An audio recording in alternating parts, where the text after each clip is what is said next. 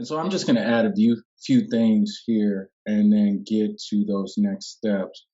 And so these so-called, uh, you know, this spike in violent crime, which I don't want to take anything away from people who have experienced violence, but that as a justification for these CCW sweeps um, is ridiculous because they're entirely unrelated. And I challenge these violence workers, also known as the punk police, to prove otherwise, because statistically speaking, there's no correlation. But what we do know about the police and police power is that this process of crisis and legitimation is central to the project, right?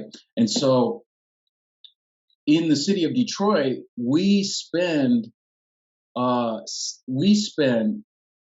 capita 78% more than other police departments across the country on per capita on policing, and what you have is 36% of all arrests are low level offenses, these nonviolent offenses, which includes the CCW arrests that we're seeing now. And in terms of James White is continuing the legacy of James Craig.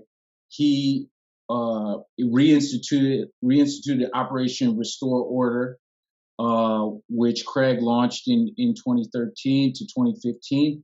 James White did the same thing because he's a student of James Craig, right? And so the map that Claire put together for us, and I appreciate that, Claire, that roughly correlates to the map for those Operation Restore Order raids in terms of the peripheral regions of the city, the east and west, right?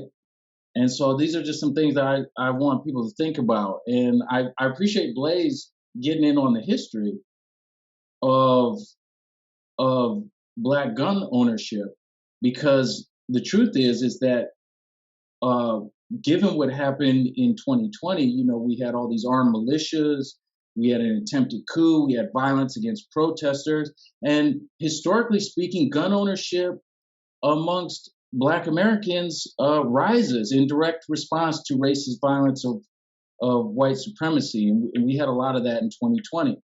But of course, the state is also always seeking to disarm Black people because Black people are an intrinsic threat to the white capitalist project that exists in this nation. And so the police support gun ownership when it comes to the white middle class and the upper class because they represent the police.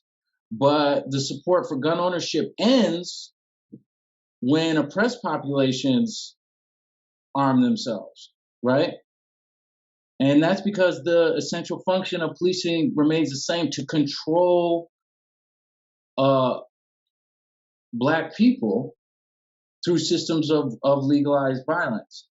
And those who are at the margins are deemed to be a threat to profit and property. And what do we see in these maps? The areas targeted for gentrification, capital accumulation, right? And the containment of the East and Western neighborhoods. Criminalization is a part of profit making. The criminalization of Black people is a part of profit making. Okay, and these crime stat numbers, these are all racialized because that's what they use to justify this.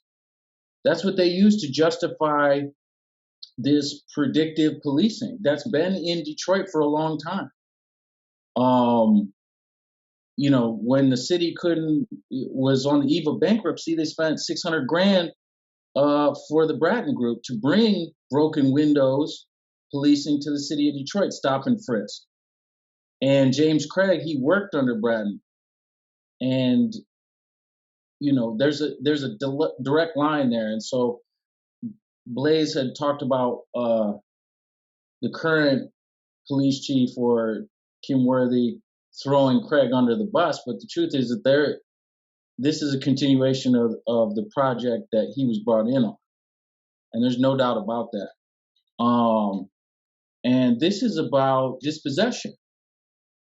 This is about neoliberal dispossession, and Black people exercising their constitutional right to protect themselves is perceived as a threat to that project of accumulation, to the new Detroit and these neighborhoods that have been targeted for real estate speculation and whatnot.